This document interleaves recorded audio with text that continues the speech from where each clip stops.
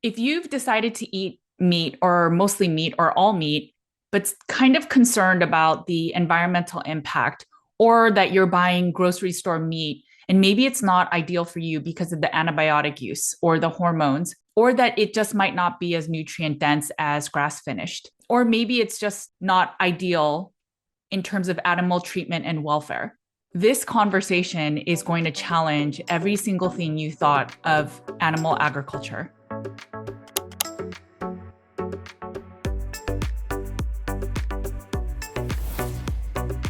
Hey guys, my name is Judy Cho, and I'm board certified in holistic nutrition. And I have a private functional medicine practice where we focus on root cause healing, and it often starts with the Carnivore Cures all meat elimination diet. Today, I had the pleasure of sitting down with Dr. Frank Mitloehner. He is a professor at UC Davis, and he shares a lot of information about animal agriculture, environmental impacts, climate change, whether we should believe in climate change or not, and what it means to buy our meat from grocery stores, buying dairy from grocery stores versus buying organic or versus buying grass finished. And is grass finished really better for us? We talk about all of the beliefs that we probably share or believed or heard of that may not be true. This conversation was so eye opening, even for me. And I hope you listen to the whole conversation because it really impacts the carnivore diet and really how we are going to feed generations to come when our population is growing. If you fear that you are not getting the most nutrient dense meats by eating at the grocery store and that you're eating white fat that may just not be as ideal for you, I highly recommend watching this full interview. Hi, Dr. Frank. I am very excited to have you on. I've heard several podcasts that you've been on where you talk about greenhouse gas emissions and many other things that we are honestly, I think, misinformed about where our food comes from, if feedlot animals are not necessarily good for us. And I'm so looking forward to talking to you more about it. But for the people that may not have heard of your work yet, if you can introduce yourself. Judy, I'm excited too. My name is Frank Mitloehner. I'm a professor at the University of California in Davis in the Department of Animal Science. I've been here for 23 years. I'm also the director of the CLEAR Center, which is a sustainability center studying sustainability issues in animal agriculture and focusing on optimizing environmental issues around livestock. I heard in a podcast where you mentioned what percent of people eat meat. And then if we even try to make the world vegan or plant-based, or if we even chose to reduce our meat consumption by having one day of not eating meat, that it doesn't make a great impact. Can you share how maybe we are not understanding the data properly? Well, there has not been a lack of attempts to make everybody plant-based, particularly not in Europe, but also here in the United States. The numbers I hear is that we have in the United States today 1% vegans, 4% vegetarians. So, and that after years and years of a drumbeat urging people to be plant-based. So it's not really happening. For whatever reason, I will not be part of that discussion as to why people decide what they eat, but they do decide, most people decide that animal source foods will stay part of their dietary choice. In fact, 98%, so almost everyone, 98% of all refrigerators in this country contain animal source foods today. That's eggs, dairy, meat, 98%. So the question then to someone like me is, if the majority of people decides to have animal source foods in their diet and they're not choosing to change from omnivore diet to whatever else, let's say plant-based, if that were the case, and it seems to be that way, then how do we still reduce the environmental footprint of these food choices? And that's where I come into play, where I research ways to minimize the environmental footprint of livestock, work with farmers to getting that job done. But your question was also one around numbers. How much of an impact would a dietary change mean? Let's say if I were to convert from being an omnivore to being a vegan, just as a extreme difference of what I do currently, then that would save about zero point 0.8 tons of greenhouse gases per year. So change my diet to a vegan diet, zero point 0.8 tons of greenhouse gases per year. That's expressed as CO2e, but that's not so important now. 0.8 tons. Now you'll ask, is that a lot or not? Last week I flew to Europe, and this one flight from the United States to Europe generated 1.6 tons of greenhouse gases for one passenger. So I would save zero point 0.8 tons of greenhouse gases if I were to go vegan for 1 year. And that means I would have to go vegan for 2 years to offset that one flight I just did to Europe. And so it's for you to decide whether or not that's a massive impact or a moderate impact or a minor impact, but that's the impact. So it's certainly not what you oftentimes hear, that changing your diet is one of the most important things you can do to reduce our impact on climate. If, as a society, as the most extreme change, everybody in this country, 330 million Americans, were to go vegan, then that would reduce the carbon footprint of the United States by 2.6%. Wow. If we were to go meatless Monday, everybody, 330 million Americans, meatless Monday, it would reduce the carbon footprint of this country by 0.3%. So I think what we oftentimes hear is a dramatic exaggeration of the impact animal agriculture has on climate. Don't get me wrong, animal agriculture has a significant impact on climate, but it's oftentimes overstated. And where that impact occurs, we can make meaningful steps to lowering that. And that's where my role comes into play. In the bigger picture of greenhouse gas emissions and the climate impact, from your research, what percent is from animals? So in the United States, if you look at all sources of greenhouse gases, that's the entire transportation and energy sector. It is residential sources, it is landfills, it's all of agriculture. From all sources of greenhouse gases in the United States, 4% stem from animal agriculture. And that's the number from the latest Environmental Protection Agency, EPA inventory. So 4% of all greenhouse gases come from animal agriculture. And of that 4%, about half is from large ruminants such as beef and dairy. A relatively small percentage, very small actually, is from swine and poultry because they are not ruminants. They don't belch methane, meaning they have a different digestive tract, and their methane is more associated with the manure they produce. In one of your podcasts, you mentioned pets and other animals that are never part of this discussion. And I was fascinated by the numbers, and I've never thought of that myself, but do you mind sharing what part they play in everything? Yeah, so first of all, I want to make sure everybody understands I'm not deflecting off the impact livestock has by talking about companion animals. But I do want to highlight that companion animals also play a significant role. Companion animals such as horses, dogs, cats. Obviously, these animals are not ruminants, but they still produce a significant or have a significant environmental footprint. To give you some number comparisons, in the United States, we have 9 million dairy cows. Most people are surprised to hear that we have 9.5 million horses in this country. We have more horses in the United States than dairy cows. And obviously, these horses have zero contribution to our food supply chain. Why do we have horses? We have horses because they are fun. We can ride them, right? But we don't eat them. But you will never hear anybody have a discussion about the environmental footprint of horses and, hey, let's stop riding horses. You will never hear that. You will certainly never hear people say, hey, we have 170 million dogs and cats in this country. And these 170 million dogs and cats eat 1/3 of all animal source foods we produce in this country. What that means is, of all the meat we produce in this country, 1/3 goes into dogs and cats. You will never hear any discussion about the carbon footprint caused by horses, dogs, or cats, but you will hear about the carbon footprint of dairy cows, beef cattle, and so forth. And to me, that's just a double standard that's not acceptable. So why is it then that we focus, or there's been this narrative of so much focus on agriculture being a big issue of, this footprint that, we're destroying our planet? So the same people who are beating the drum of livestock's impact on climate and particularly those who say we all need to stop eating animal source foods altogether and be plant-based only or mainly. The same people who say that today and use climate as the main argument used to use animal welfare, animal rights, and other topics in the past.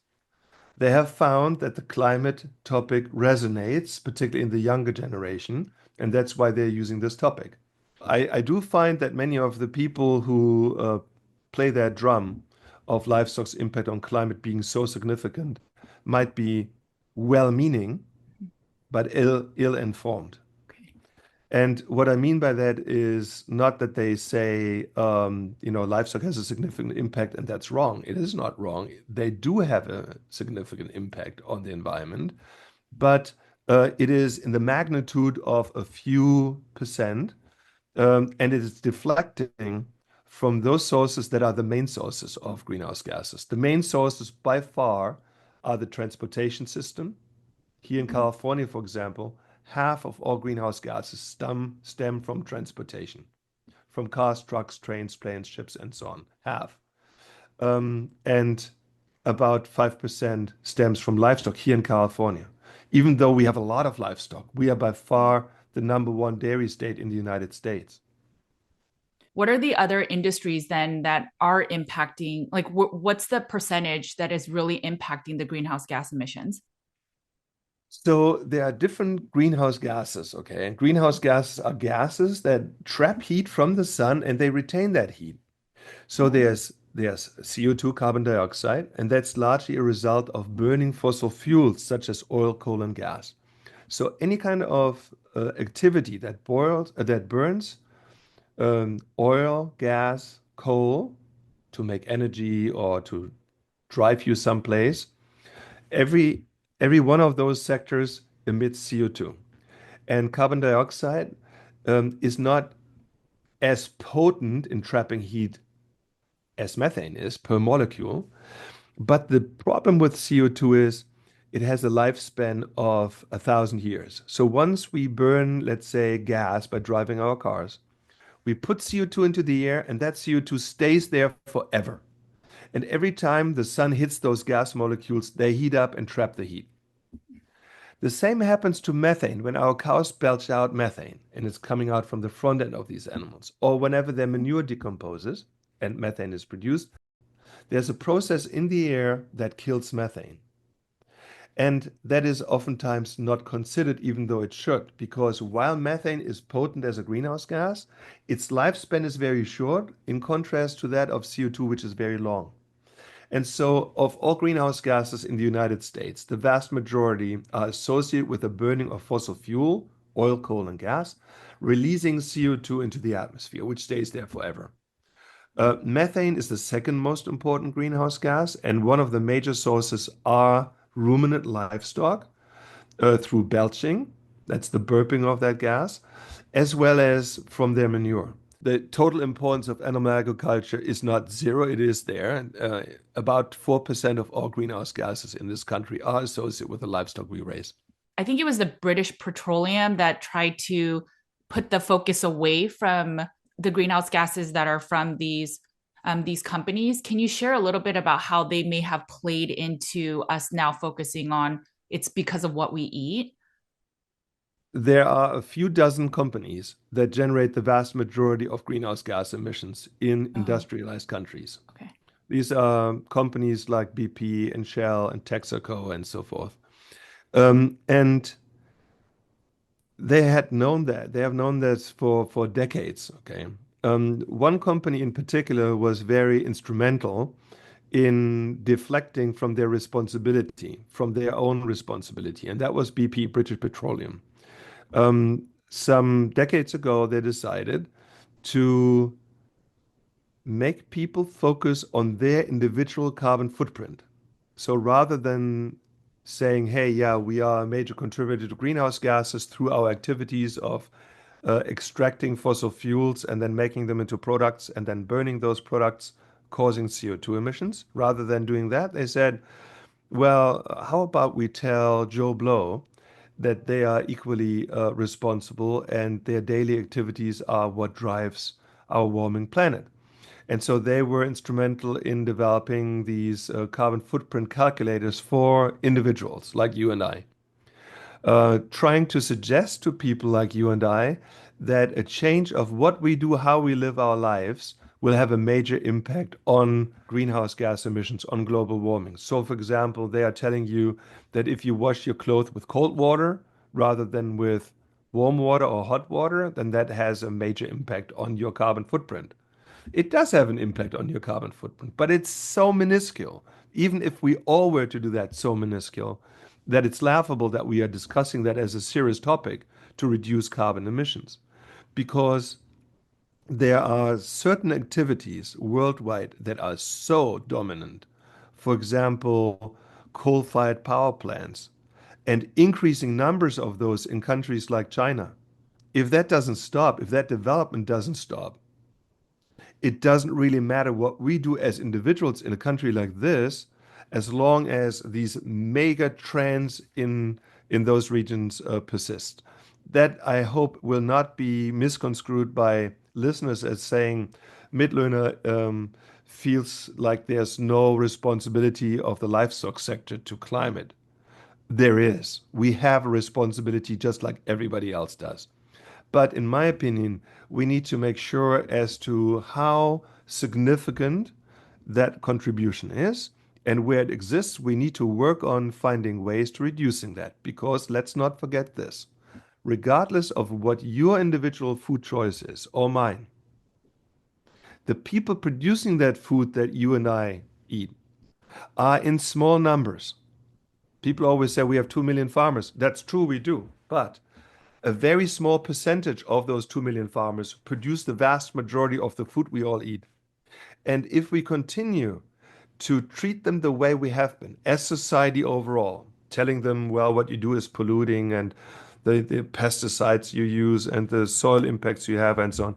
If we continue to do that, their numbers will further dwindle and we will run out of a source of food to feed us. And I really mean that. The most recent census of the USDA for agriculture in the United States said we have 2 million total farmers. But of the 2 million farmers we have, 1.5 million, so the vast majority, have an annual revenue of less than $25,000. So they cannot feed their own family with their agricultural activities. And it is only 80,000 farmers in the United States that produce the food, two-thirds of all the food we all consume. 80,000 farmers produce two-thirds of all the food we all consume. And that is a shocking number to me. And what also, and even more so, was shocking to me was that the average age of these 80,000 farmers is 59. So they are this close to retirement age. And if they decide to not pass their farm on to the next generation, because they don't want their kids to have that stress that they have endured, then who will feed us in the future? Wow. The 80,000 farmers, and you're talking about just in the US? And Yes, obviously they're feeding more than just the US, but yes, wow. yes. I mean, just to give you another number, talking about efficiencies, in the United States, we have 6% of the world's beef cattle. 6% of the world's beef cattle live in the United States, but they produce 18%, 1/8 of the world's beef. Wow. Our farmers and ranchers are unparalleled worldwide with respect to the productivity that they are responsible for. It's they are second to none. But the pressures that rest upon them are not sustainable. Okay, people will say to me, and I do work with farmers a lot because my job is to work with farmers to reduce emissions. So when I talk to these farmers, they tell me, this is not a job that you want to pass on to the next generation, certainly not to your own kids, because there are so many people out there, particularly in cities, who think they know how food is produced. In reality, they don't. They don't know how food is produced. They don't know what the lives are like of those people producing our food. But they have big opinions. And they're trying to push and pressure people in the farming communities to make changes which are not economically feasible to those people. And then many decide, you know what, this is not for me, I'm out of here. I see this day in, day out that farmers give up and say, I'm out of here.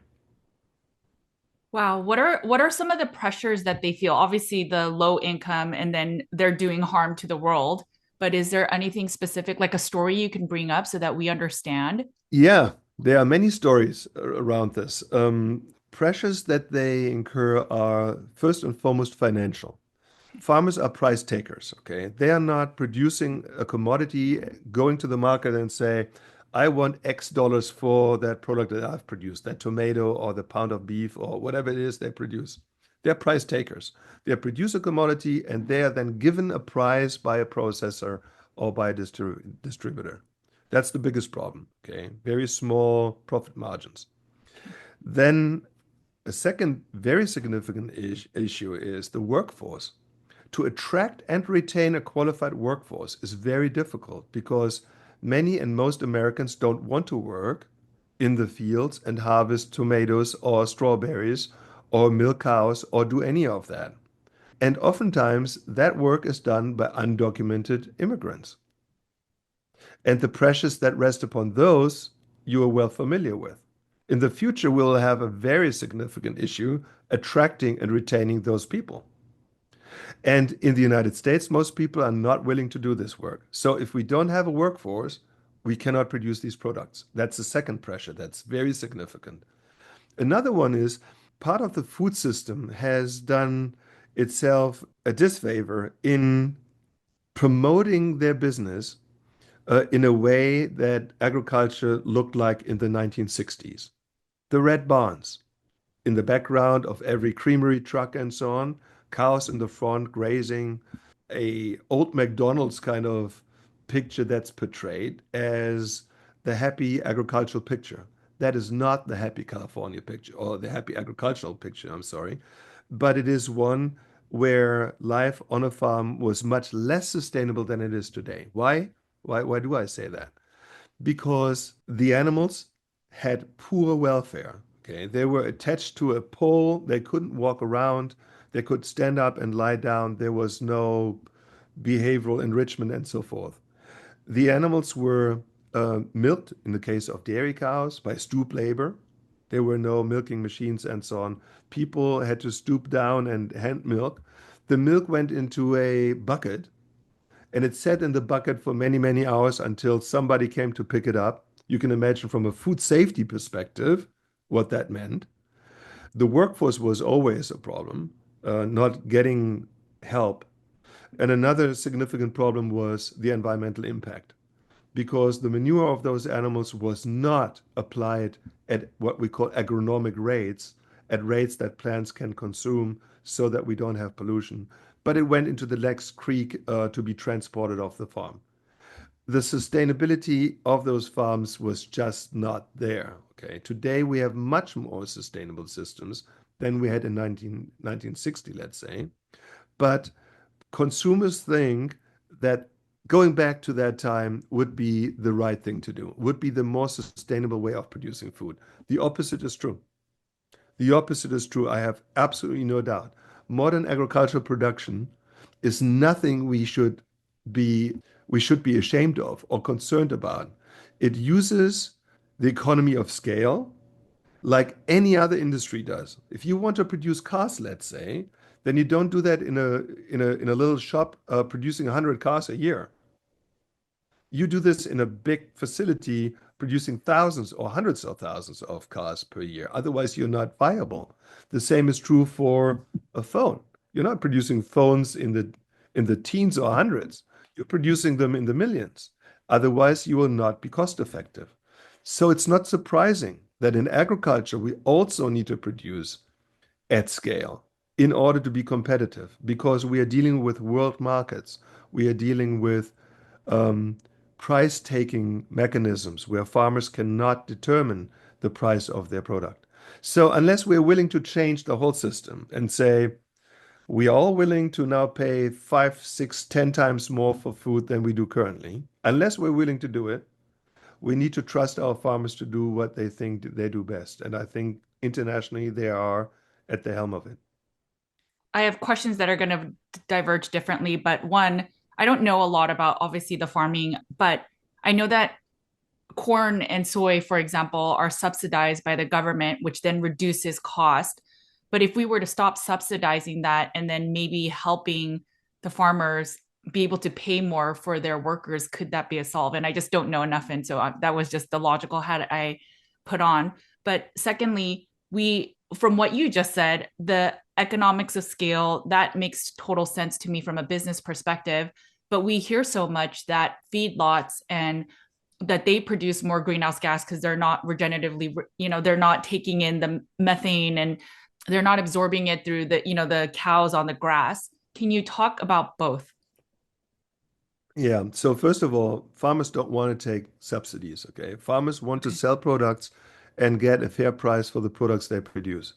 They don't want to get insurance for times when natural disaster strikes or just as price supporters. They want to get a fair price for a product they produce.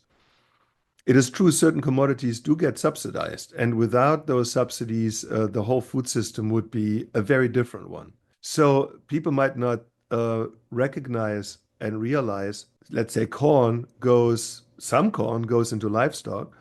A lot of corn goes into things such as high fructose corn syrup, which is pretty much everywhere, as you well know. But the majority of corn goes into the tanks of our vehicles and is burned. 40%, 40% of the corn we grow in the United States is not eaten by anyone. It's burned in our vehicles. And that's what you see when you are at the gas station as E10 or E5. That means 5 or 10% ethanol that you put in your tank. And that was corn that was grown on fields. So people don't realize that, but that's the way it is. Now, with respect to your question on feedlots versus grazing systems, Wait, before we get into that, so is that part of the reason why they subsidize the corn? It's not just because the narrative out there is, or the common knowledge is that they subsidize corn because it'll make food more plentiful and it's cheap and it's in everything. And then it makes humans really unhealthy for corn syrup or high fructose corn syrup. But if 40% of corn is going to fuel our cars, is the subsidy actually to support that industry? I don't know. I'm not an economist, Okay. but I can tell you authoritatively that 40% of corn produced in the United States is never going through anybody's digestive tract, but it's going into the tanks of our vehicles to Wow. burn the gasoline cleaner. That's why it's done. Okay. And that has increased, okay? The amount of ethanol, petroleum in our gasoline has gone up over time, not because our engines need it, but because there is a market for it and the powers to be decided to go that route. Okay. I just wanted to say that because I oftentimes hear people say, well, we're feeding all that corn to cattle. Shouldn't we Yeah. eat it ourselves? Well, this is not corn you can eat, okay? This is feed grade corn, first of all. Secondly, the vast majority of corn that's fed to livestock is not fed to cattle. It's fed to monogastric animals such as poultry and pigs because they need a higher quality feed. Beef and dairy cattle can really sustain on many pastures, on forages. And forages, of course, grow in areas where you can't really grow anything else, in so-called marginal areas. Which brings me to answer your second question. I have to go a little bit into some detail there to make sense of what I'm Yes, saying please. now.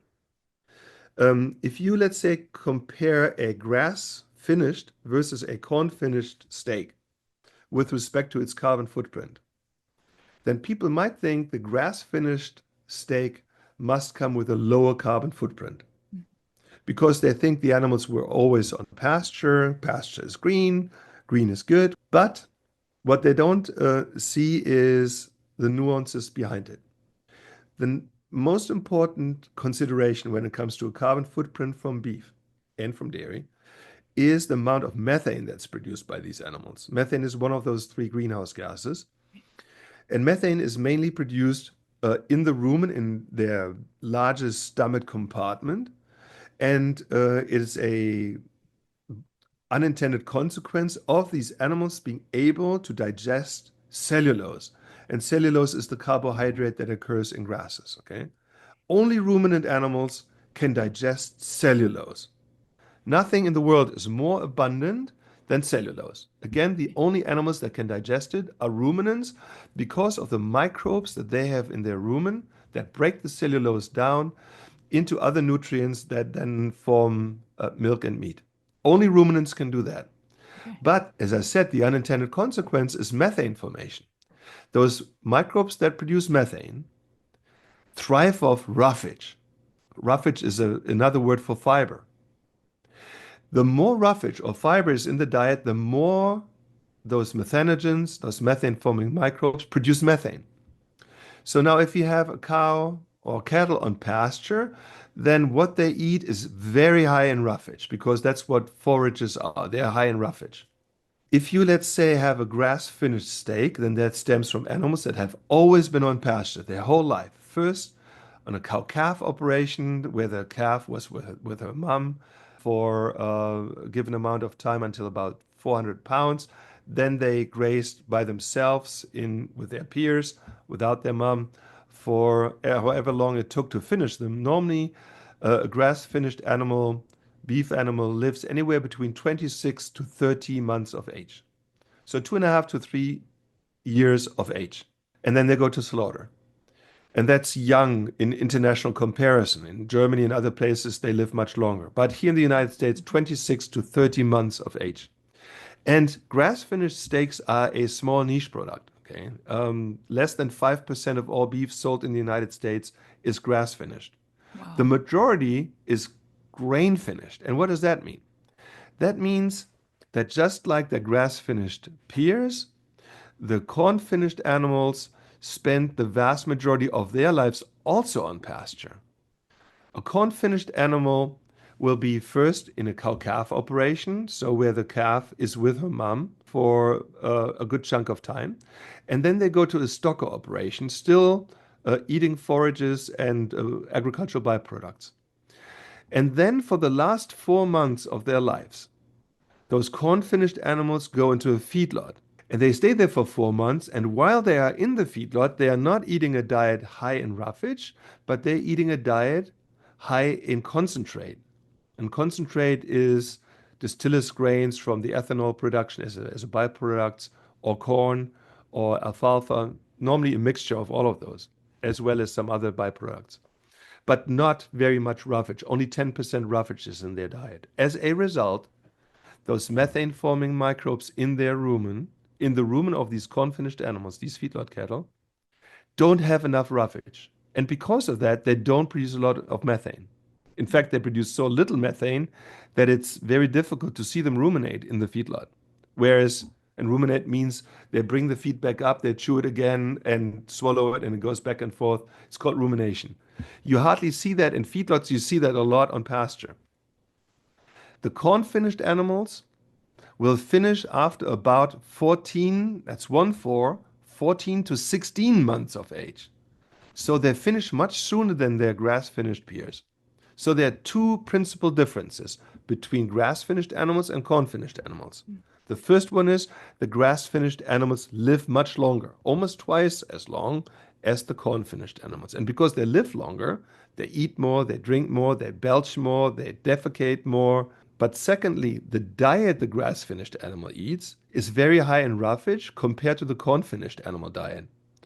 And because of that, the carbon footprint of grass-finished animals is not lower, it is 1/3 higher than that of corn-finished animals. Even if you consider the fact that the corn-finished animals eat something that had to be grown someplace, corn, for example, and that had to be transported, let's say, from Nebraska to California. Even if you consider the entire life cycle, the corn-finished animals will still have a lower carbon footprint than the grass-finished animals. This is not Frank Mitloehner promoting one over the other, but it's just explaining something that many people intuitively get wrong. Okay, so you might not like the picture of a feedlot. You might think that the animals in there are too cramped. But do not think that the argument of carbon footprint plays in the favor of the grass-finished animals. It doesn't.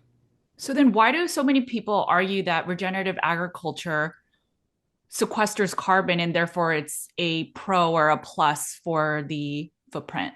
Because it does. Regenerative agriculture does not mean grass, That's true. That is true grass, too. grazing systems. It can mean that, but regenerative agriculture means that you deploy certain techniques to optimize soil health, for example. So if you have a grazing system, then you can either leave your animals out there and make them decide where they graze, and they can just go wherever they want over hundreds or thousands of acres. Or you can manage it more carefully and simulate what, for example, the bisons used to do, which is to have paddocks, fenced in, and you then have a high concentration of animals eating one paddock down for a few days.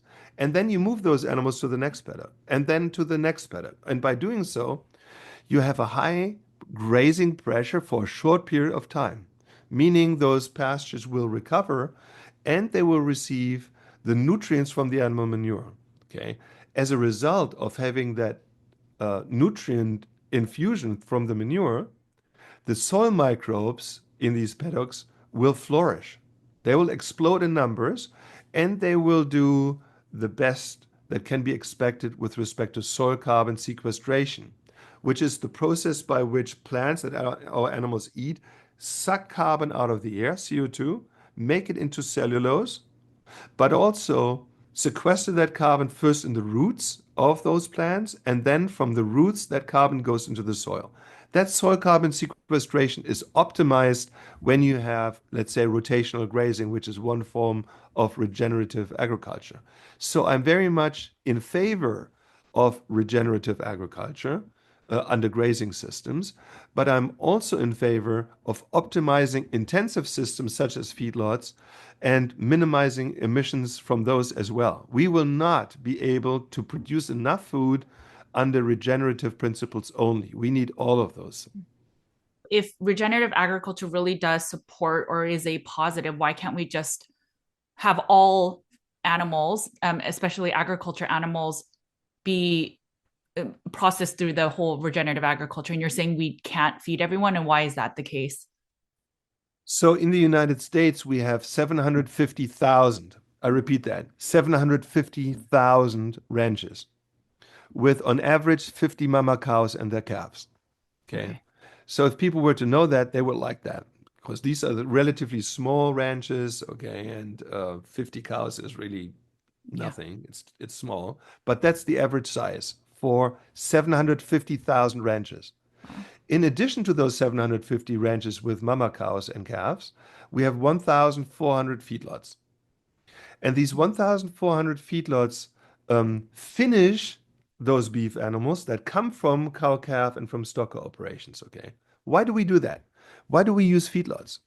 We use those feedlots because they produce something that the consumers favor.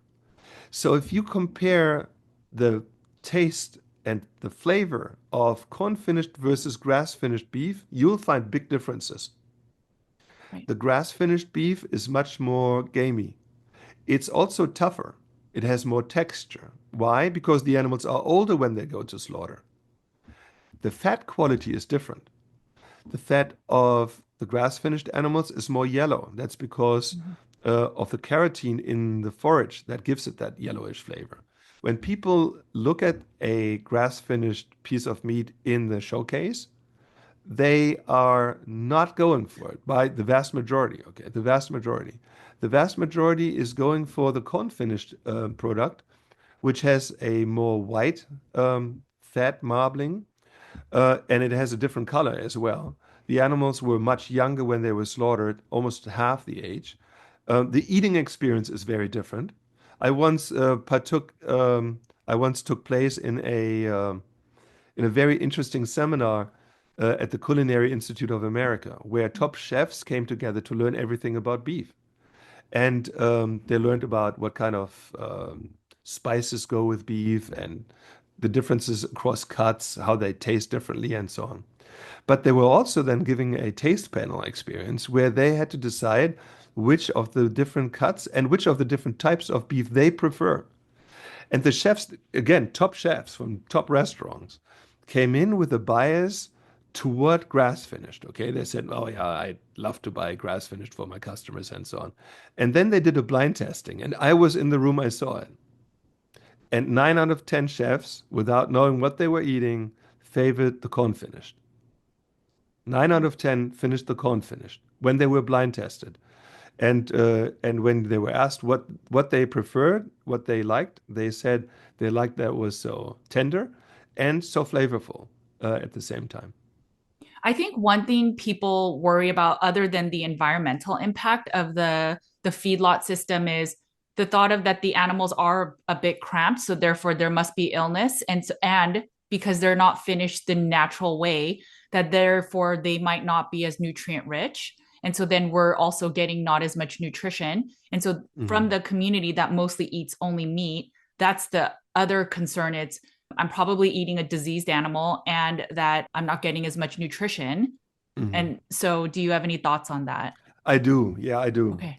Now, I'm not a meat scientist, but I have many colleagues who are. And Okay. so that same question was something that I found very, very important and very intriguing as well. Mm-hmm. And so I did some major research in this field. And so what I found, first of all, with respect to the space, it is true when you look at a photo of a feedlot with 10,000 or 100,000 cattle, it looks like the animals are crammed.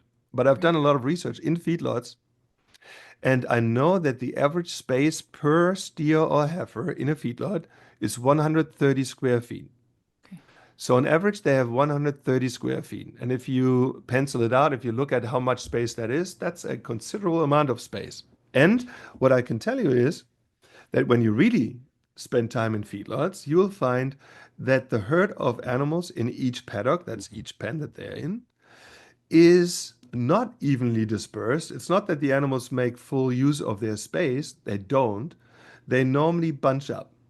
So even though they have space, as I said, 130 square foot per animal, they don't use it. They are herd animals and they stay in a bunched way. Okay, that's just what they do. They also do that on pasture. Yeah. They're just that way. If you were to decrease the space, then there are impacts on feed intake. And so nobody does that. Okay. The average space is what I just told you, 130 square foot. And that's actually not a cramped way of living. It might not be as pleasing to the eye, the fact that they're not on grass, but they never have to worry about feed. They never have to worry about environmental issues of any major sort. They have shades, they have windbreaks, they have all of that. They have water. They have a pen rider going through each pen every day, checking if any animal is sick. And if an animal is sick, that animal will go into a hospital and receive the care it needs. There will be no predation, no bears, no wolves. There is no predation in the feedlot. So one could make the same argument the other way around with respect to the animals will never go through a period where they don't have enough pasture, which can happen on a range. Right. They will never have the issue of running away from a brown bear or from a wolf or from a coyote or so. I'm not saying that the welfare topic is one where the feedlot will win. It will not win, okay? It's just not as pleasing to the eye. But will it stress the animal? Will it be detrimental to the animal? Will it have an impact on the product? And here I don't think it will. In fact, I have met with many meat scientists who have done very detailed nutrient analysis of the one versus the other system, of grass finished versus corn finished beef.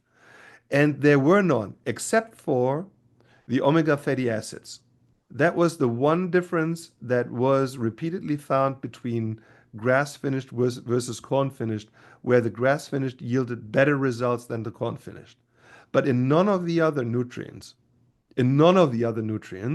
were there differences with respect to concentrations of those things that we are interested in, whether it's vitamins or minerals, whether it's amino acids or anything else. There were no difference. Has there been studies done on the level of illness in cows, though? So, like from the feedlot cows versus, the ones that are just roaming. For sure. Okay. Yes. So every carcass in the United States, now I'm not talking about the live animal, but the dead Right. animal, every carcass in the United States is inspected by a USDA federal inspector. Okay. So you're not allowed to sell any meat in the United States without it being federally inspected by somebody Mm. who knows what he or she is doing. If there's any issue, let's say a bruise or a um, any kind of injury or so, then that carcass, at least the piece of the carcass that is objectionable, will be condemned. And I know that because I've been to many packing plants, or in many packing plants, where everything from the slaughter to the processing of the meat to the storage of the meat is inspected by qualified USDA meat inspectors. So I do absolutely not agree with the notion of parts of our food system, of our meat system, is deplorable or is in some way objectionable with respect to the process. I just don't see it. Okay. I hear it all the time, but I don't see it. Yeah, it's in the human body, we store most of our toxins in say our liver and then in our fat Mhm. tissue. And so then the thought is, or a lot of the fear mongering thought is, well, if you eat an animal from a feedlot, they obviously have more fat on them. And so that fat then is storing the toxins from that feedlot, and now you're eating it. And so now you're not going to be as healthy. And so that's a common fear of people. Therefore, you should only eat grass finished.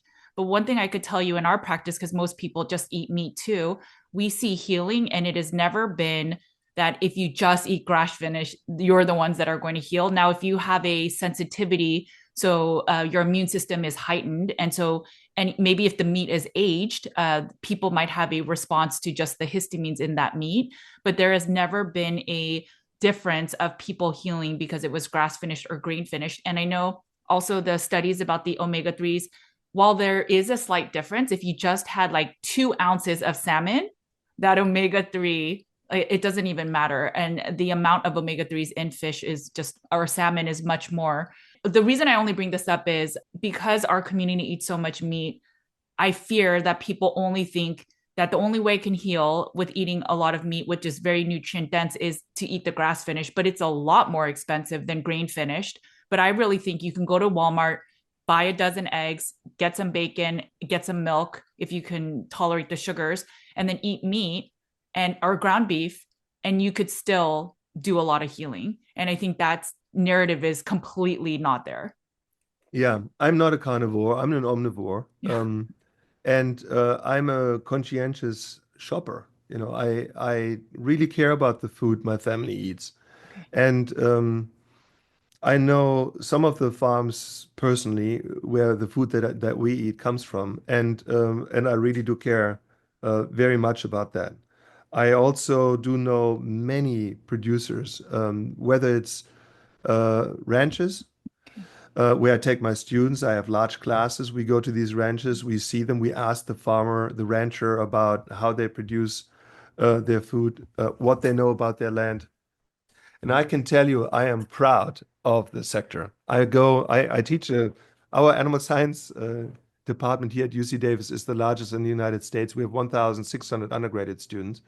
I teach all of them. And one of the classes is where I first give them the theory about breeding and feeding and management and so on. And then we go to university facilities where they learn all the practices, all the things we do to animals to keep them healthy and in good welfare.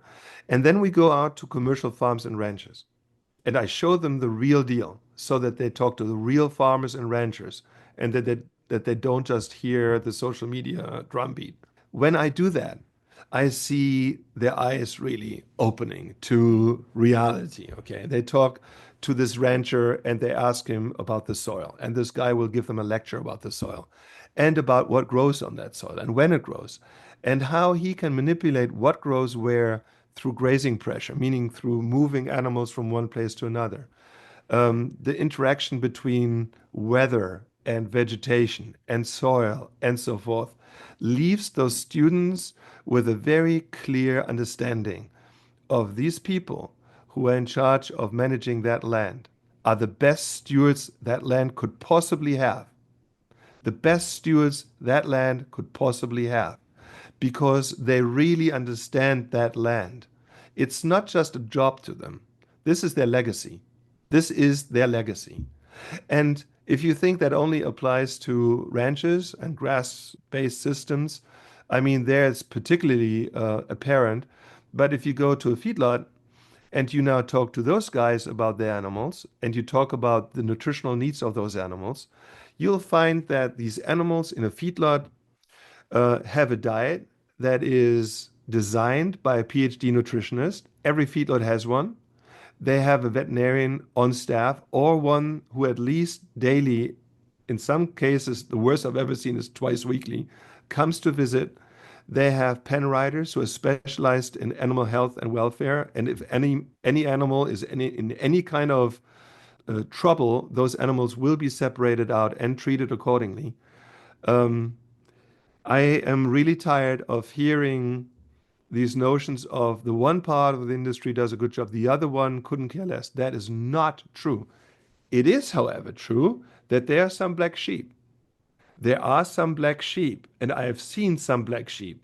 And my hope is that there will be more self-policing within the industry of when there are black sheep, people who don't care much about their welfare, the welfare of the animals, or or the welfare of the workers who work there. If and when that happens, these people need to exit the industry, period. It's that simple. But taking a video of those people and putting it on social media saying this is the way it is and this is normal is not fair, is not right. I'm not sure why there is such an argument against the grass finished, the farmers, and why we are demonizing the feedlots. And yes, the videos I've seen them. I was plant based for 12 years until I almost lost my health. And then you buy into those narratives and you believe like we are doing a disservice for these animals or it's ruining the planet. Then you start being open to okay, I'll eat meat, but there's still a demonization from one part of the industry. And if we just work together and work smarter, and I think it happens in every industry, like in the wellness space there's also demonization of diets and this diet's wrong and this diet, and I think it's actually we believe that our standard care is not helping us and that's why we're looking for fringe diets. And so maybe if we can find a balance and understand maybe a vegan is not so different than me because we know that standard care has failed both of us. And so I think it's just it is fascinating. You know, one thing I heard from you is that, or we know, is that the population is doubling and maybe tripling. So how do we start feeding this growing population and start supporting our farmers, because that is a grave concern what you just brought up. Yeah, it is a very important question that you're raising, and I will just show you a little depiction as to how dramatic the question is and Okay. the answer is as well. So you're asking about what we call the 2050 challenge. The 2050 challenge is one of what will we do by 2050 with respect to feeding a growing human population with enough nutrients? And that's really a big task. I'm in my mid 50s, and when I was a little boy, we had 3 billion people in the world. Three. Okay. Today we have 8 billion. Right. And by the time I'm an old man, we'll have 9.5 billion people. We will have tripled human population in our lifetimes. Tripled. But we will not have tripled the natural resources to feed these people. If we're lucky, we might have the same natural resources by the time we are old compared to when we were young. The same amount of drinking water, arable land to grow crops, fertilizer, and so on. I just want to show you a little depiction as to how significant that question is and how limited we are with respect to our options. Okay.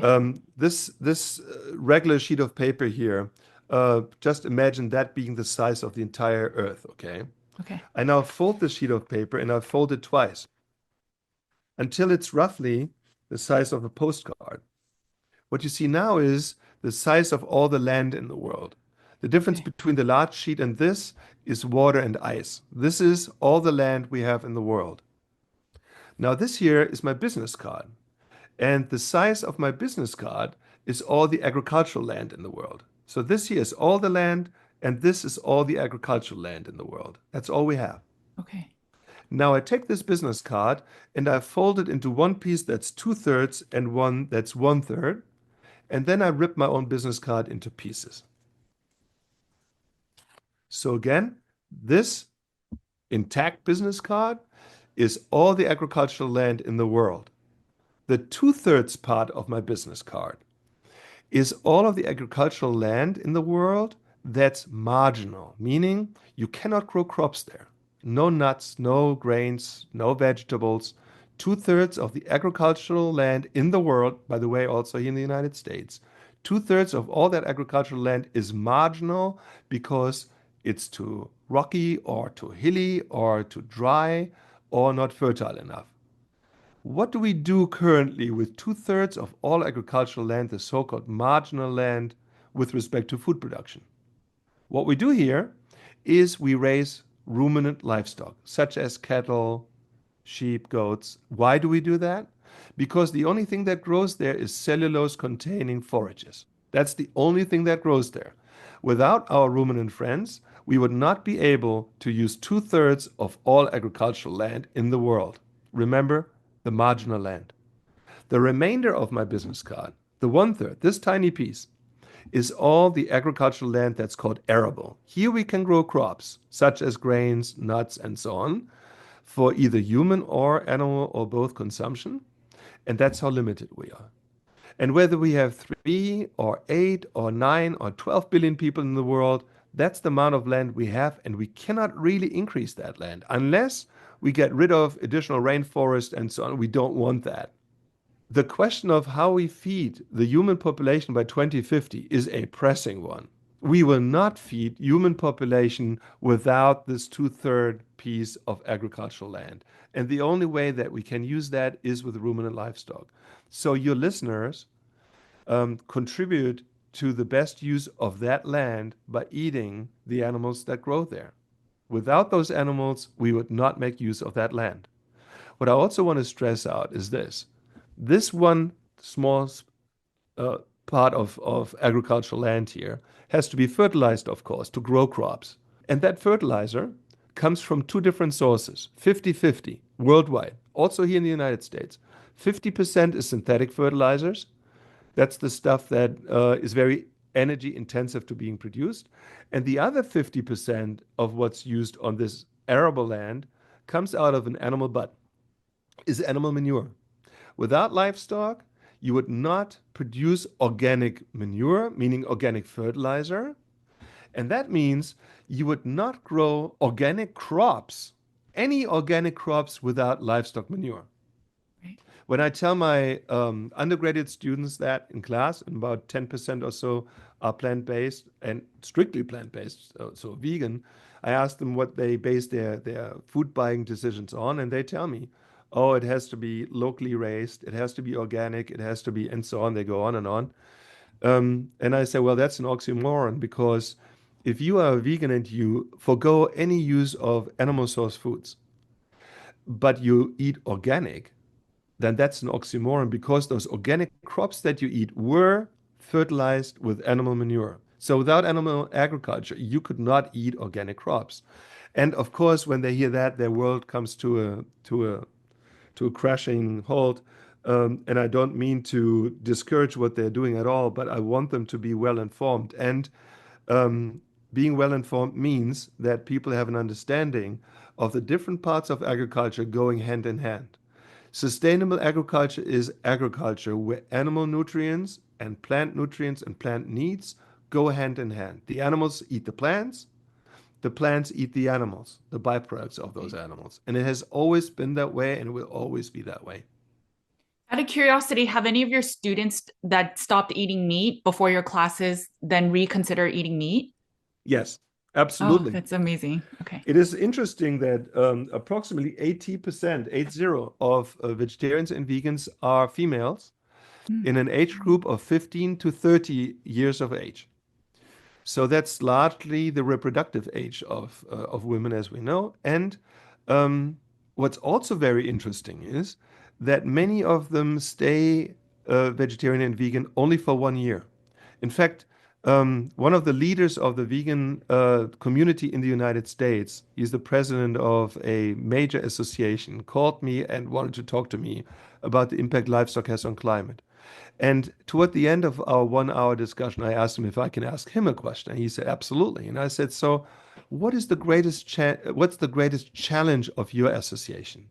And he said to me, you know, Frank, without a question, our greatest challenge is the low retention rate of veganism and vegetarianism.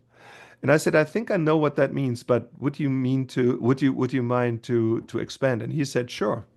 He said 84% of people who go vegan or vegetarian stay that way for only 1 year and then revert back to being omnivores. 84%, 84. And I said, wow, that's amazing. That's a huge number. That would mean, if it were true, that for every one active vegetarian and vegan, there are five former vegetarians and vegans. And he said, yes. And I said, then I have one follow-up question. Why? I mean, if you choose to be a vegan, then you are a very committed individual, right? You Right. don't just make that decision without thinking about it. And you have to think about it every day because it's not simple to eat that way.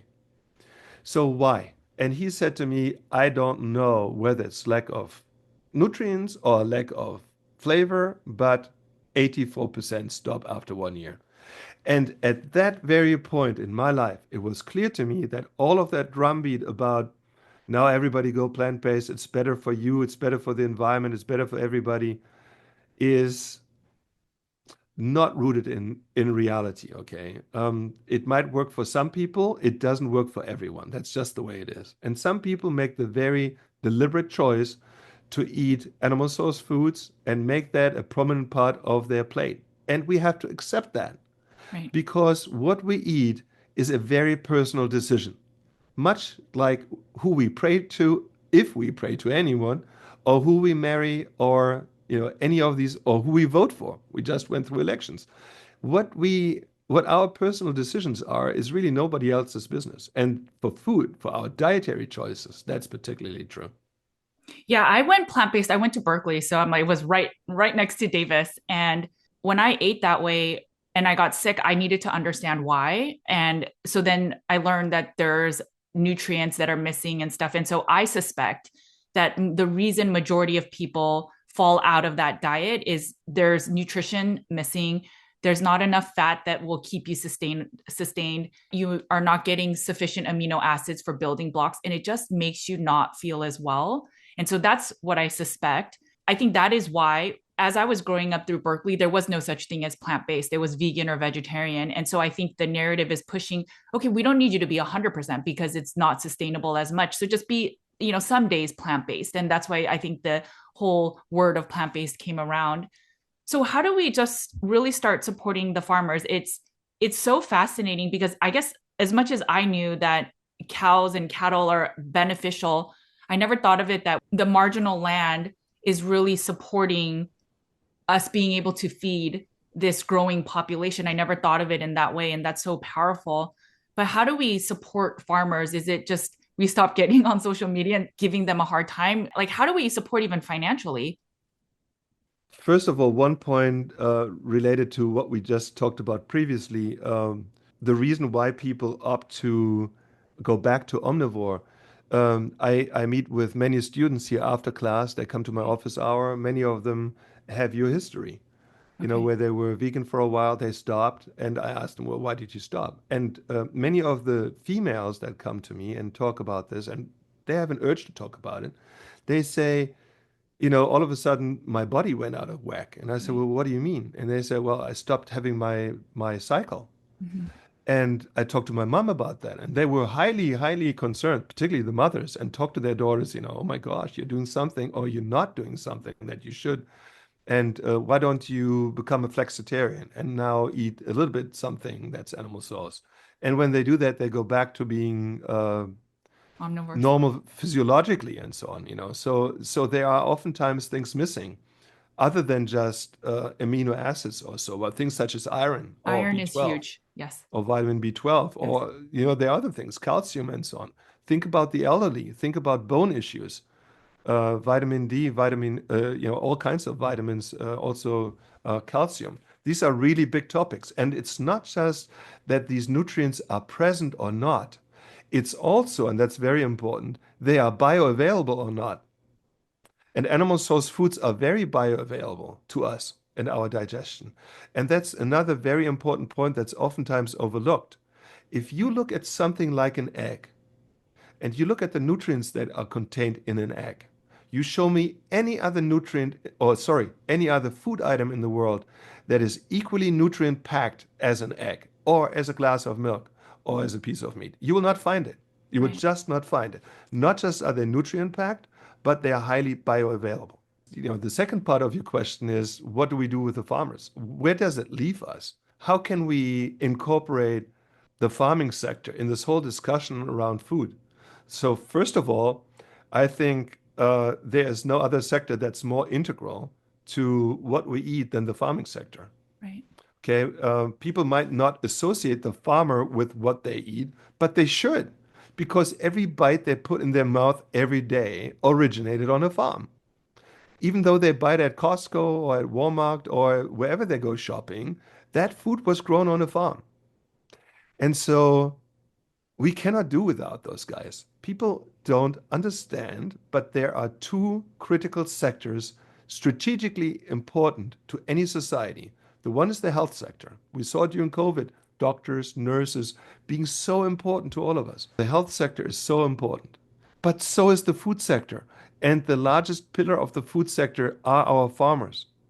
So while the one sector is hailed as, glamorous and wonderful, the other one is poo-pooed and criticized nonstop by people who don't understand it. And I am really tired of it because these people don't deserve this. They deserve being treated with utmost respect. People need to understand that they work very hard. If you run a dairy, let's say, you work 365 days a year. The cows never stop milking.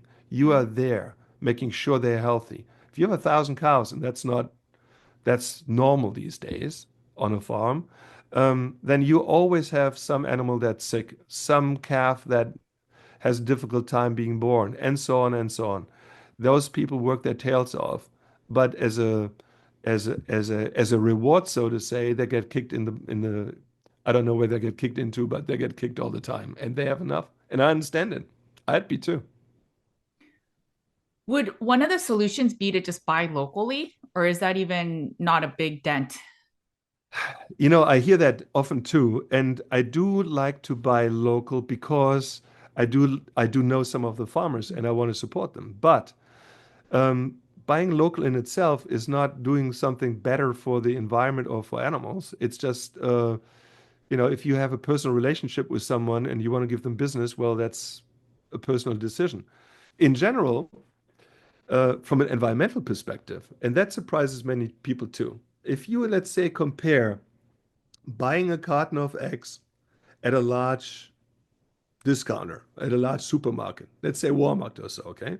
Let's say you buy a carton of eggs there versus you buy your carton of eggs at the farmer's market, Mhm. your local farmer's market, versus you actually drive to the farmer and you buy the eggs on the farm.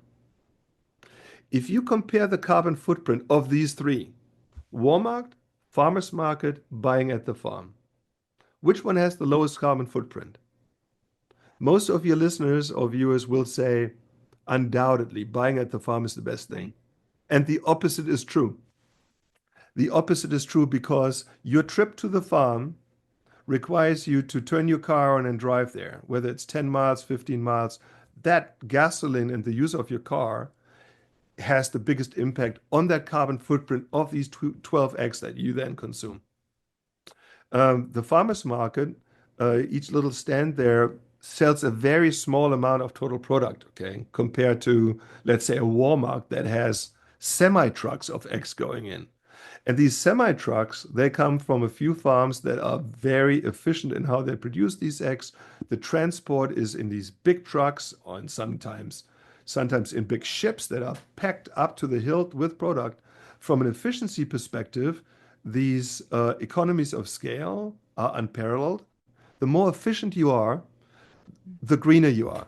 The best analogy I can give you is I can transport 100 people from Davis, California to Sacramento using one bus or 50 cars Right. or 20 cars, cramping them full of people. Now, we all know that if I only have one passenger in these different transportation modes, then of course um, the bus is terrible. But if you have it filled to the hilt, then the bus is the most ecologically sound way of transporting people, much more so than individual cars. And the same is true with agricultural production. If we produce efficiently, then that translates into having the best environmental footprint, and that includes carbon footprint. And you mentioned waste, though, right? That we don't eat all of the food that we grow as well.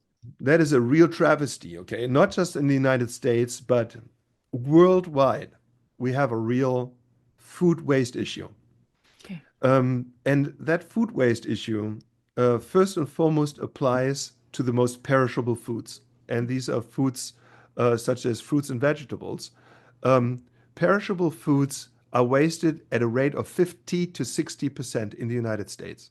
Wow. And that is because of what's grown on the field. Not everything is fit for the shelf, the supermarket shelf. Something doesn't look good, has a blemish, and so on, and is not making it into the supermarket. Or it sits in the supermarket shelf for too long, doesn't look good after a while anymore. Whatever the reason, 50 to 60% of perishable foods, such as fruits and vegetables, are wasted. 10 to 15% of meats and animal source foods are wasted. That's a lower number than perishable food, but still a number that's too high. On Okay. average, in the United States, 40% of the food grown on our farms that is intended to be sold to humans, 40% is wasted. The Wow. same number is true for all industrialized countries and even for developing countries. But the difference between first world and third world countries, the so-called industrialized versus developing countries, the difference is that the most food waste occurs at the consumer level in industrialized countries, so in your kitchen or in a restaurant where you eat, whereas in the third world, in developing countries, most what they call food loss occurs at the farm level because farmers don't have plant protection. They don't have fertilizers. They don't have modes of transportation to ship their goods from the farm, from the field to the market. And then refrigeration and preservation and conservation and all of that are big issues over there. 40% is the number that the United Nations Food and Agriculture Organization has put out as food waste and food losses that occur globally. And that is unsustainable, it's unethical, it's an issue we should all work on. Yeah, I feel like that's one area we can fix and heal, where maybe we can then support the growing population. You also touched upon how in America, we actually don't have the most cattle and that there's idle animals in other countries. Yeah, just to give you a few numbers, in the United States, we have 9 million dairy cows. We Okay. have 90 million beef cattle. In contrast, India, the one country, India, has 300 million dairy cows. So we have 9, they have 300 million. But one cow here in the United States produces as much milk as 20 cows in India. And once our cow stops milking, she goes to slaughter and we eat the meat. In India, they don't eat the meat because it's because of religious reasons. Cows are holy. So what do in India when the cow stops milking? They open the farm gate and they let the cow go bye-bye. And the cow from then on will walk the streets of New Delhi or wherever else she is and live there under miserable conditions for the rest of her life, eating whatever she finds, emitting during the entire time, belching, producing manure, but not producing products. That is what I call an idle animal. This is much like you turning on your vehicle, your car, in the driveway, but not driving it. You just turn it on, okay? And as a result, CO2 is coming out of the exhaust pipe of your car. You're polluting, but you're not driving. That's an idle car. If you have a cow that doesn't produce milk and you don't eat the meat, but she's alive for 5 or 10 years, she's an idle animal. We don't have idle animals in the United States, but there are many idle animals in the rest of the world where livestock play a role other than being food. They are the retirement system of a tribe or a country. They are a social security system. They are wedding gifts. They are draft animals, and so on and so on. They play many roles other than being food animals in places like Africa or much of Asia. And that has a significant environmental footprint, but very little to do with actual food security. I want to ask, as we're closing, I want to ask a controversial question. There's a subset of people that believe, obviously we should take care of our environment. We should take care of the planet. We want to leave the place and be good stewards to make sure that generations to come have the abundance that we have today. Yes. But there's a subset that believe that this whole fear mongering of climate change is actually just a cyclical part of climate specifically, and that maybe it could be volcanic eruptions and some stuff going on in the sea that's causing more of the harm, if there is any. But yes, we should be good stewards of the land. But is there a level of fear and concern about climate change that is not as strong as there should be? So it is my opinion that climate change is real and that it's a very urgent, very pressing Okay. topic, okay? One that humanity has to address, one that humanity is responsible for. These cyclical fluctuations of greenhouse gases that you're referring to, leading to cyclical fluctuations of warming, Yeah. they are real, okay? There have always been periods of heating and cooling in world's history. Okay. So there have always been oceans emitting, there have always been volcanoes emitting, there have always been swarms emitting, there have always been ruminant animals emitting. That's the natural background. And that natural background is not fluctuating, okay? These oceans and volcanoes and so on, they've always been there. They will always be there. They will always be the natural background of emissions.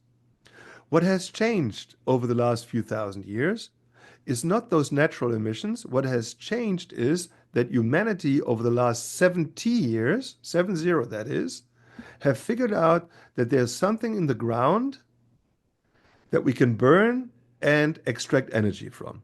And that's fossil fuels. That's oil, coal, and gas. These fossil fuels, this oil, coal, and gas, is the biomass of what lived on our Earth for hundreds of millions of years. It's all the plant and animal material that lived on this planet for hundreds of millions of years, that lived, died, decayed, fossilized, and accumulated underground until 70 years ago, humanity went ahead and started drilling and digging it up. All that carbon was in the ground for millions of years. We extracted it in a very short time period and then added it from the ground, this ancient carbon, into our atmosphere. And every time the sun hits it, these things heat up. And that is the main culprit of a changing climate. We are responsible for it. We should fix it. But where other sectors, non-fossil sectors, are concerned, such as livestock, we shouldn't look the other way. We shouldn't say because livestock emits 4% and not 40%, it's not a big deal. If all sectors would say we're not a big deal, we wouldn't make any difference. We wouldn't make any change. We are responsible for our sectors. For my part, I'm working feverishly with farmers to reduce emissions. And I'm helping them to reduce 30, 40% of their greenhouse gas emissions. And they are doing it. And I'm proud of them for that. I just wanted to bring it up because I know there's a population or there's just a subset that doesn't fully believe that climate change is even happening and it's just cyclical. And as you mentioned, I think when you put it in that perspective, there's no arguing that we do use a lot more oil and we're doing a lot of things. Even if the human and agriculture footprint is much smaller, it's we could still do our part. Like I have Yes, children, and once you have children, the world becomes so different, right? Like I exactly. cared so much more about nutrition. I cared so much more about how do we instill good people and then make sure that they will be good stewards of the land. And so I fully understand we should do our part in being ethical. And I try not to waste food as well. So, like for every animal, my kid loves eating chicken for some reason. And so when he saw a live chicken and he couldn't put it together, and I had to explain to him that that is the meat that you like to eat, but does it's not you're not inhumane to eat that, but it's just the natural circle of life. But we can, if we're healthy, take care of these animals too. You really shared a lot of truths to things that people are so concerned about. Like people in our community genuinely, I think, feel bad that they're eating from meat from the supermarket. They So let's feel talk that, about this. Let's talk okay, about this. Let's talk about this for a few minutes. So I do hear that there are people who are concerned about eating meat, okay, from an ethical perspective. In fact, I think that most people who bring up the climate angle of things for livestock, that what really concerns them is the ethical conundrum they're in. The right, fact that they don't believe we should eat animals to thrive. I believe, and I think we all agree, human life would not be possible without us eating living organisms. Whether that's plants or animals, we all eat something that was alive and we took that life to live ourselves. That's part of an ecosystem, that the different components of the ecosystems live off each other. Okay. I think personally, I'm totally okay with consuming animal source foods and also having animals killed at the end of their life in order to be eaten. That's my ethical belief that that's okay. But my ethical belief is also that we owe these animals something. What we owe them is a life free of stress, free of disease. And my hope is that they only live one day in their life that's not good, and that's the last day. But that's not good because they die in pain, but it's not good because their life ends, okay? right. But they all deserve to be treated humanely. And I can tell you from my experience, and I'm not sitting here as an ivory tower scientist. I'm the type of person who has seen more farms than most of your listeners combined. I don't mean to brag, but it's true. Yeah. I've seen hundreds, if not thousands, of farms in my lifetime, not just in the United States, but also internationally. And I can tell you that the vast majority of those people raising livestock have one thing in mind, and that's first and foremost, and that is the welfare of their animals. That is the absolute bottom line, okay? If their animals are not in good welfare and health, then these animals will, as a result, not do well. They will not grow well. They will not produce what the farmer wants to produce. They will cause all kinds of health problems and so on. So the welfare and health is utmost importance to the vast majority of farms and farmers in the world. And we should give them the benefit of the doubt that that's the case. In those cases where it's not true, when there are some kind of reports about somebody abusing animals, first of all, that would normally not be a farmer, but it would be some disgruntled worker who is just peed off for working at Halloween or at Thanksgiving or at Christmas Eve. If and when those kind of situations occur, those people need to be fired right away. They have no place working with animals. They need to be fired right away. And I'm telling you, I have seen it that people who are responsible, and most people are responsible, will not tolerate this kind of behavior. Yeah. And I think from a logical perspective, if farmers are in the business to grow or have the most harvest so that they can then sell it, they want their animals to be healthy. I remember interviewing a different person that's in the packing industry, and we asked them about antibiotic use because everyone believes that's the other thing, like all these animals are so sick and so they're just injecting them with antibiotics and hormones, and they're so we're just eating these poisonous meats. But he's made a point of medicine is not cheap. Having a veterinarian around is not cheap. So it is in the best interest of the farmers to make sure that their crops or their harvest is healthy so that Mhm. when then they can turn it into cash for these farmers that already don't make enough money or ranchers, they have the best option or possibility to make the most money. So logically, it makes sense that they would take care of the animals. Yeah, yeah. But I can tell you, for those of your listeners who are concerned about antibiotic use, there is no routine use of antibiotics, okay? Okay. Antibiotics are used to treat infections just like they are in us people.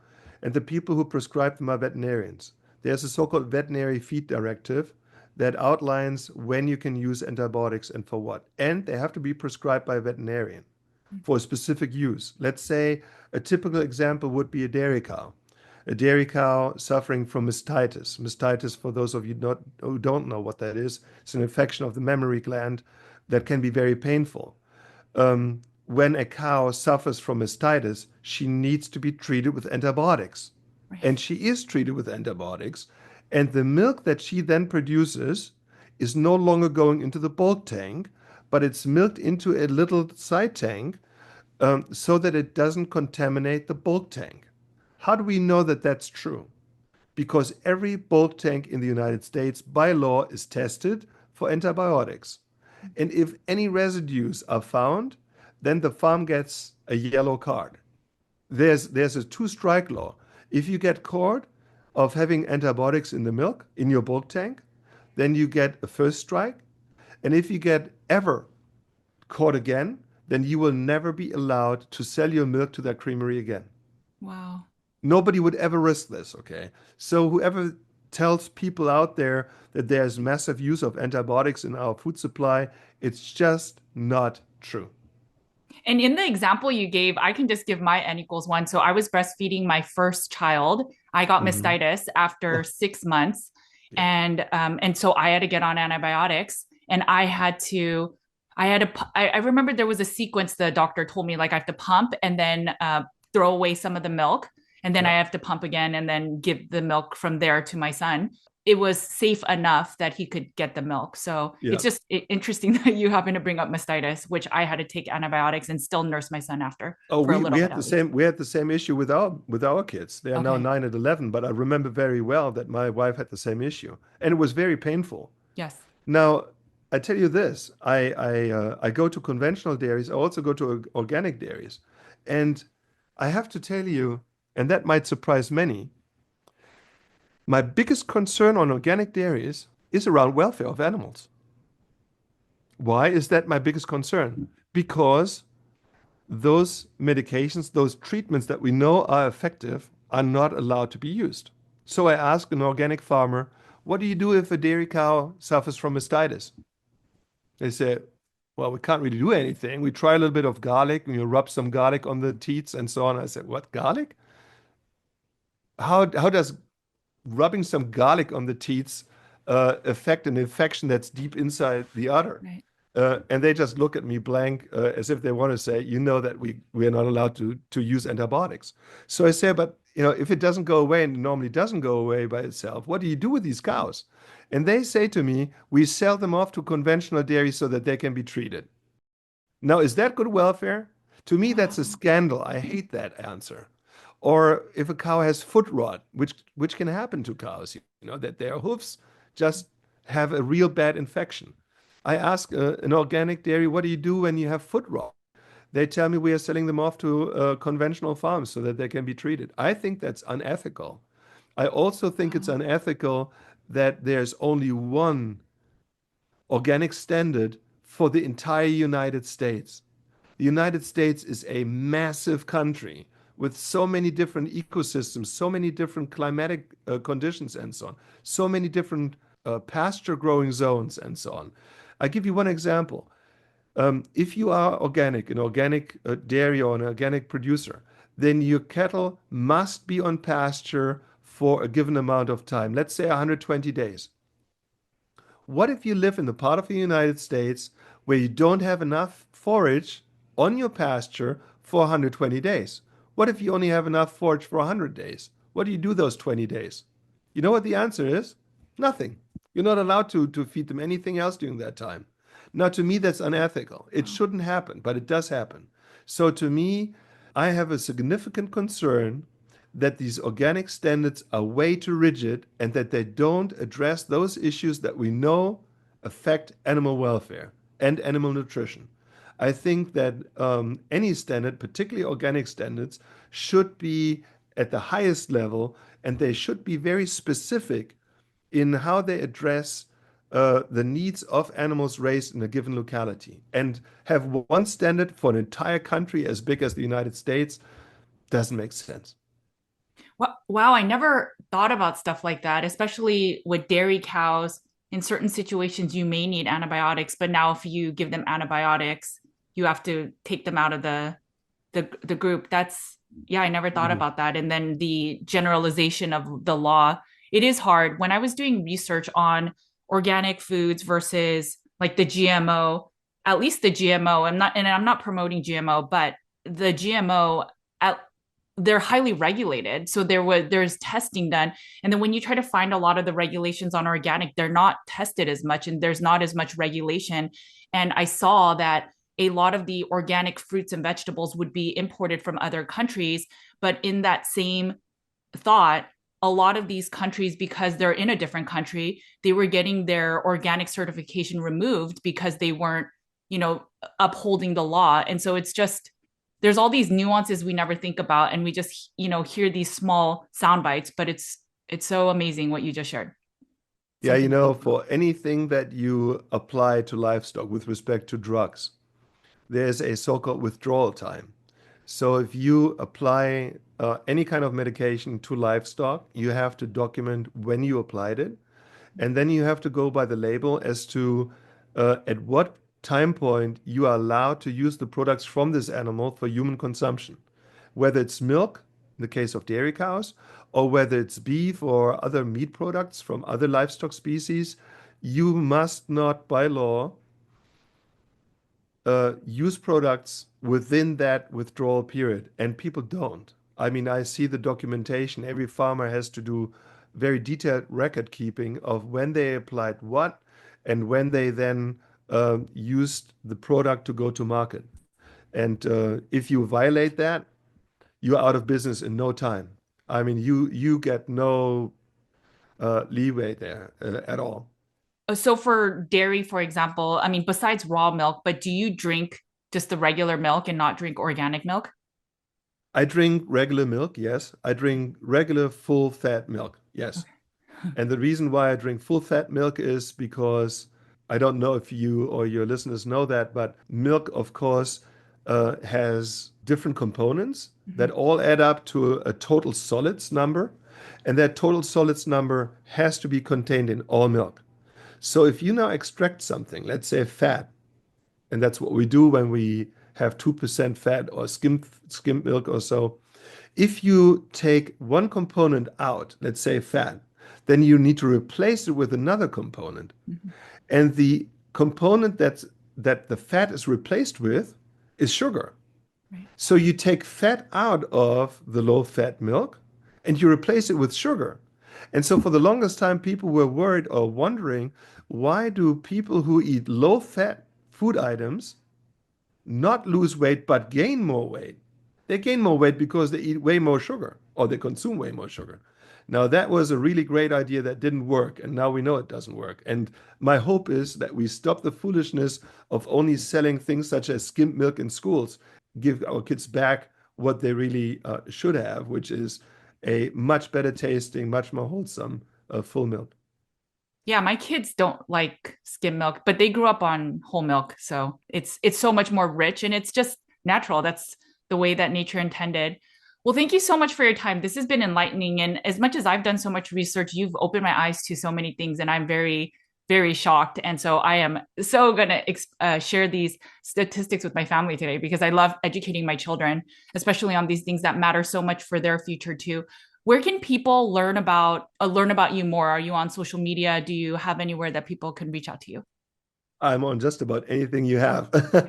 I'm on Twitter or X. I'm on Instagram. I'm on LinkedIn. But you find me probably the easiest if you go to Clear, C-L-E-A-R, clear.ucdavis.edu. That's the web address of the Clear Center that I'm the director of. And there you'll find explainers for all different kinds of topics. You find blogs where I expand on all kinds of issues that people are interested in, where you find links to YouTube videos, all kinds of information of the type that you just asked me are to be found there. Okay, perfect. I will put all that information in the show notes. Thank you so much again for your time. This has been fantastic. Thank you. The pleasure was mine. Thank you so much, Judy. All the best to you. Okay, guys, I hope you enjoyed this interview. There was so much that we talked about that was such a powerful conversation. And I hope it gives you the comfort that if you choose to eat all meat and only buy it from the grocery store and not the grass finished versions or the organic, I think it'll be okay for your health. And if you think that you are not supporting the footprint in America or in the world or supporting the environment when you eat meat from conventional farms, I hope that this conversation gives you the comfort that we are helping with our growing population and how to feed it. I hope that if you take away anything from this conversation, it's that we shouldn't judge other people or judge others in the way that they're eating or the way that they're doing their carnivore diet or the kinds of quality or versions that carnivores are eating in terms of meat and where they're sourcing it. I also think that we really need to consider and think about where our food is coming from and the farmers that are not being supported. And so, what happens when they are all in retirement age? Where will our food come from? And is it that we are forced to eat lab grown meats or GMO'd cows or lab grown meats? As a mom with young children, these are grave concerns for me as I do want to be a good steward for this land.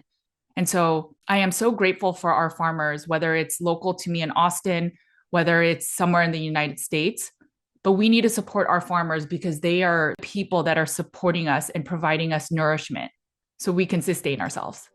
Okay, guys, make sure to eat a lot of meat. Take care of your bodies because it is the only place you have to live. I will talk to you later. Bye, guys.